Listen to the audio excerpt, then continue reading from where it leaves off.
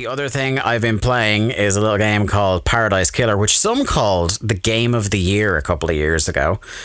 Some very handsome gentlemen would have called it that. It came out this week on everything else. It's on Game Pass. It's on PS5 and PS4. And it's been updated to add some new content on the pre-existing versions on Steam and Switch. I don't know, because I haven't gotten more than about like half an hour into it again, so I don't know what exactly the new content that has been added is, but holy hell, did I miss being in paradise, my friends. It's great this time to, like, because I know how the mystery pans out, that I can kind of like take my time, mill around the world a bit more, just enjoy the vibes. It looks, as you would expect, much shinier and prettier on PS5 than it did in its original run on Switch. But it's still got that feel, it's still got that vibe, it's still got all those wacky characters we love so much. It's still Paradise Killer at the end of the day. And the other thing that came out with it this week, that is available on all your music apps, is the B-Sides album.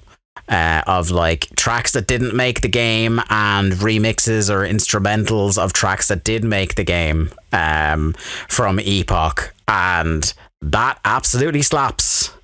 So yeah, it's just been a great week. You know, you were saying, Mark, that Tunic isn't a great antidote or a great companion game to have if you're playing Elden Ring, because it's more of the same. I'll tell you what, if you want to change a pace from Elden Ring, Paradise Killer is where it's at. Yeah, but I will say as well, it's obviously it's on Game Pass, but even if you don't have Game Pass, if you're buying it new for the first time, it's only €15. Yeah, so I mean, it was never good. more than like 20 quid, I think, the original. I think it was 20 quid when it came out, yeah. Yeah, I'm definitely going to give this another spin, because I want to see like all of the stuff they've added on. I haven't had the chance to listen to the B-Track stuff yet, but like there's no fucking way that this isn't going to get played again with it being on Game Pass. So and I'm getting a platinum. Yeah. That's one of the reasons. I was like, I could download it on Game Pass, but I was like, this has trophy support on PS5 and it has a platinum Tell trophy. me the fucking sky is blue, Dave Ryan. Oh, mate.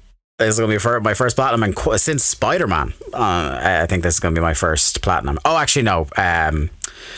Astrobot. What I'd be curious about, though, is like, because I know this update is coming to the Steam and Switch versions as well. I'd be curious about how it loads on all of the story stuff, like, because you haven't come across anything like new yet, right? No, So nothing. I didn't even look up what is new because I didn't want any. So I'm wondering if this will be like a case of whether it's a new game plus is where you get all of this, or there's just another story that takes place after the trial, or another like side case, like what happened to K.HX. Yeah, I guess, which is I great. guess so. Which is one of those, like, that little side case. I'll be able to solve that in about 5 minutes now. So yeah, I think that's actually the thing I'm as interested in as, like, obviously what the content is just where they fit that in, so it kind of naturally like fits, you know, the overarching story. It's Paradise Killer : The Doom Jazz Chronicles. I'll tell you what, if all they do is literally put in something that's very blatantly, yes, we're doing Paradise Killer 2, that's enough for me. I tell you what, if Telltale Games hadn't kind of completely shit the bed in the last 5 years, there is a crossover there that I would have been fully on board for. But hey, we could only dream.